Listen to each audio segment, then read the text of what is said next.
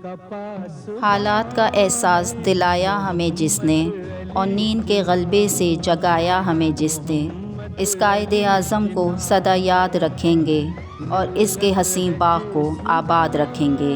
محمد علی جناح ایک ایسے لیڈر ہیں جو لوگوں کے دلوں کی دھڑکن ہیں۔ بہت کم لوگ ایسے ہوتے ہیں جو تاریخ کا دھارا بدل کر رکھ دیتے ہیں، اور ایسا کوئی ہوتا ہے جو ایک نئی مملکت قائم کر دیتا ہے۔ محمد علی جناح ایک ایسی ہی شخصیت ہیں جنہوں نے بیک وقت یہ تینوں کارنامے کر کے دکھائے۔ یہ بات ہے 19ویں صدی کی، جب مسلمانوں کو غلامی میں پھنسانے کی سازشیں کی جا رہی تھیں۔ ہندو اور انگریز مسلمانوں کو ہر میدان میں پیچھے رکھنا چاہتے تھے۔ اس وقت مسلمانوں کی دعائیں رنگ لائیں۔ اللہ تعالیٰ جب کسی قوم پر رحم فرماتے ہیں تو ان پر اپنی رحمت سے ایسی شخصیات کو نازل فرماتے ہیں جو بنی نوع انسان کے لیے مددگار ثابت ہوتی ہیں۔ قائد اعظم کا شمار بھی انہی شخصیات میں ہوتا ہے۔ قائد اعظم محمد علی جناح 25 دسمبر 1876 کو وزیر مینشن کراچی میں پیدا ہوئے۔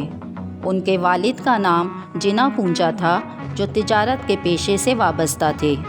قائد اعظم کو بچپن سے ہی تعلیم حاصل کرنے کا بہت شوق تھا۔ بچپن سے ہی ان کی عادات انہیں دوسرے بچوں سے جدا رکھتی تھیں۔ بچپن سے ہی ان کی شخصیت میں لیڈری کے عناصر موجود تھے۔ قائد اعظم محمد علی جناح نے ابتدائی تعلیم سندھ مدرسۃ الاسلام سے حاصل کی اور 16 سال کی عمر میں کرسچین مشن اسکول کراچی میں میٹرک کا امتحان پاس کیا اور اعلیٰ تعلیم حاصل کرنے کے لیے انگلستان چلے گئے۔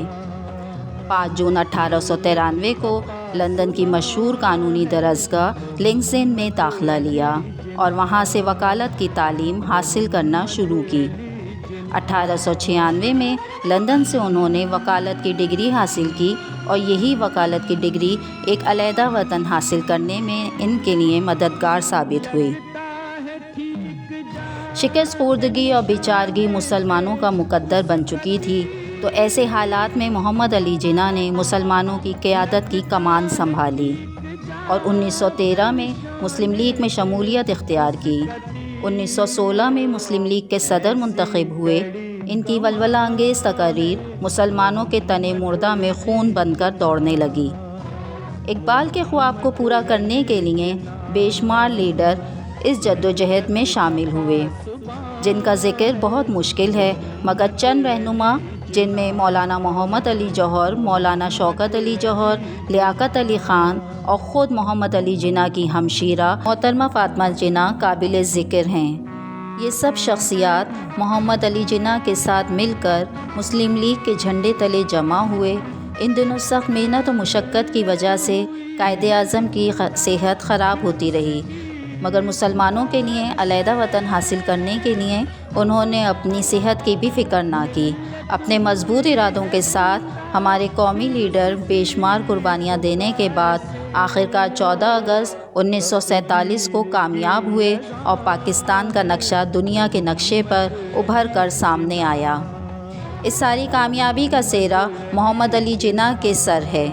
سوتے ہیں خود کہاں جو ملت کو جگاتے ہیں، سوتے ہیں خود کہاں جو ملت کو جگاتے ہیں، یہ قائد اعظم کے دن رات بتاتے ہیں۔ ہندو رہنما وجے لکشمی پنڈت قائد اعظم کے بارے میں اپنے خیالات کا اظہار کرتے ہوئے کہتی ہیں کہ اگر مسلم لیگ کے پاس 100 گاندھی اور 200 ابوالکلام ہوتے، لیکن کانگریس کے پاس صرف ایک محمد علی جناح ہوتے تو ہندوستان کبھی تقسیم نہ ہوتا۔ قائد اعظم نے ہندوؤں اور انگریزوں کی آنکھوں میں آنکھیں ڈال کر بتا دیا کہ نور خدا ہے کفر کی حرکت پہ خندہ زن، نور خدا ہے کفر کی حرکت پہ خندہ زن، پھونکوں سے یہ چراغ بجھایا نہ جائے گا۔ مسلم مملکت کی حصول کی جدوجہد نے قائد اعظم کو بہت کمزور کر دیا۔ آخرکار 11 ستمبر 1948 کو یہ عظیم ہستی اپنے چاہنے والوں کو سوگوار چھوڑ کر چلی گئی۔